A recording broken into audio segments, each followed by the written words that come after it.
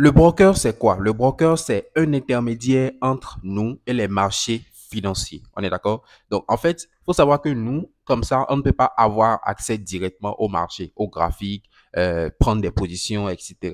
On n'est pas habilité, nous, en tant que particulier.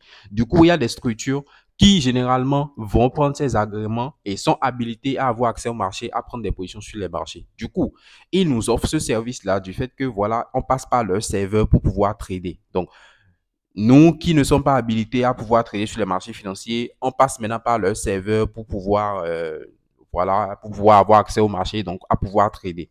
Donc, généralement, ils sont des intermédiaires entre nous et les marchés. C'est-à-dire que si nous, on va prendre une position acheteuse ou vendeuse, par exemple, c'est le broker qui va prendre la position et aller exécuter ça sur le marché. C'est-à-dire que nous, on n'a toujours pas accès directement au marché, mais on passe par eux. Donc, c'est des intermédiaires pour pouvoir accéder au marché, pour pouvoir prendre nos positions, etc. On est d'accord? Donc, si par exemple, tu prends une position d'achat sur le V100, admettons, il faut savoir que le broker prend ça et exécute ça sur le marché. Et donc, c'est pour ça que quand tu vas lancer une position, ça va tourner légèrement, genre quelques secondes en tout cas, avant d'être exécuté. C'est parce que le broker est en train de se charger d'exécuter la position.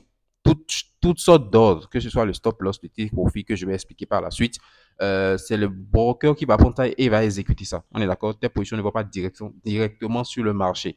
Et bien sûr, ils ne vont pas faire ça gratuitement. Ils prennent des commissions, ils prennent une rémunération, forcément. C'est comme un démarcheur, donc il va prendre une rémunération qu'on appelle le spread et aussi les commissions. Donc, globalement, c'est un peu ça. Mais avec, comme je dis, sur les indices synthétiques, le seul broker dont tu n'as pas le choix, le seul broker que tu vas utiliser, c'est Deriv. En tout cas, pour le moment. On est d'accord?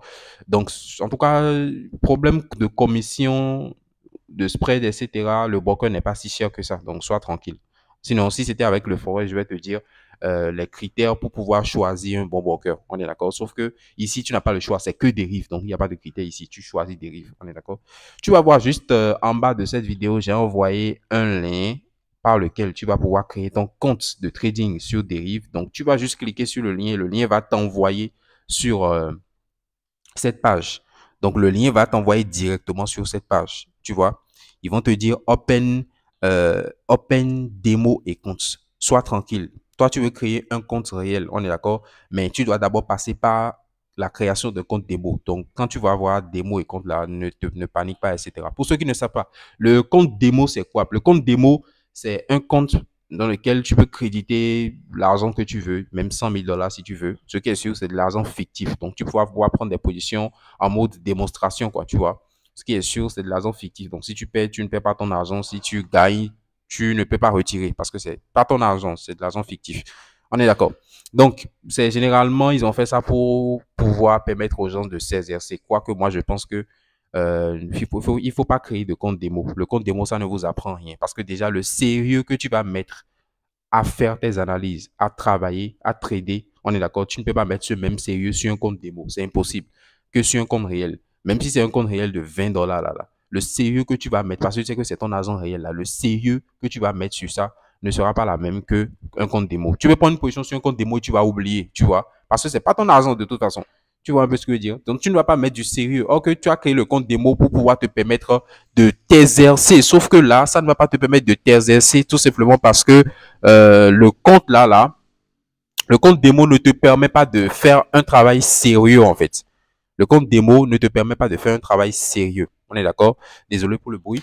Donc, le compte démo ne te permet pas de faire un travail sérieux tout simplement parce que c'est pas ton argent. On est d'accord? Donc, l'être humain a généralement tendance à banaliser cela. En tout cas, moi, c'est l'expérience que j'ai fait.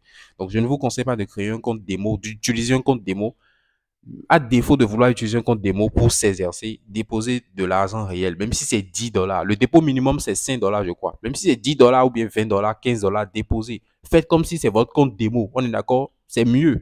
Là, ça va vous permettre en fait de réellement vous exercer parce que ça va vous mettre une cour de pression vu que c'est de l'argent que vous avez mis, c'est de l'argent qui est venu de votre poche.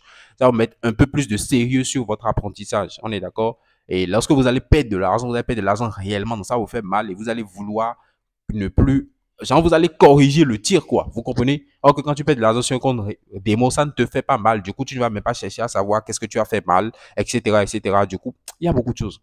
Bref, vous avez compris. Tu cliques juste open démo et compte. On est d'accord? Tu cliques juste open démo et compte. Après avoir cliqué sur le lien, ça va t'envoyer sur cette page. Tu cliques Open Demo et compte là. Quand tu cliques Open Demo et compte, tu remplis les informations. Je pense qu'ils vont te demander ton mail. Ils vont te demander ton mail, je pense. Tu vas confirmer. Ils vont t'envoyer un message pour que tu puisses confirmer le mail. Une fois que le mail est confirmé, ils vont maintenant te demander normalement de créer un compte réel. On est d'accord? Moi, je ne peux pas le faire parce que j'ai déjà un compte. Donc, ils vont normalement te demander de créer un compte réel. Une fois que tu crées le compte réel, on est d'accord, ils vont te demander des informations personnelles, nom, prénom, etc. Tu vas remplir toutes ces informations.